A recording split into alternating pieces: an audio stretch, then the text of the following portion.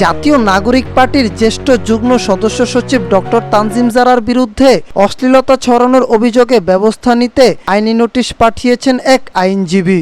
একই সঙ্গে ব্যবস্থা নিতে বলা হয়েছে ডক্টর জাহাঙ্গীর কবিরের বিরুদ্ধেও।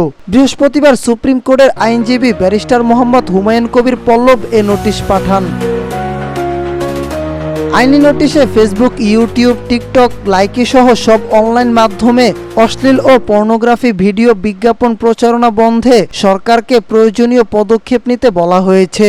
নোটিশে বলা হয়েছে, ডক্টর জাহাঙ্গীর কবির এবং ডক্টর তানজিম জারা সহ অনেকেই সামাজিক যোগাযোগ মাধ্যমে বিভিন্ন পরামর্শের আড়ালে ভিডিও, বক্তব্য এবং ছবির মাধ্যমে যৌন উত্তেজক ওষুধ বিক্রি করে থাকেন।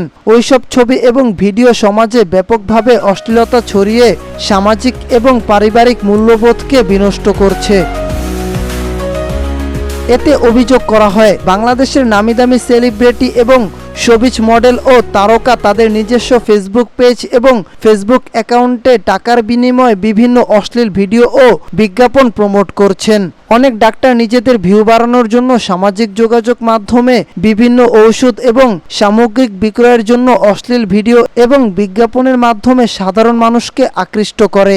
অবিলম্বে সংশ্লিষ্টদের বিরুদ্ধে আইনগত ব্যবস্থা গ্রহণ না করলে ল এবং লাইফ ফাউন্ডেশন জনস্বার্থে হাইকোর্টে রিট করে যথাযথ আইনি পদক্ষেপ নেবে বলে নোটিশে জানানো হয়েছে।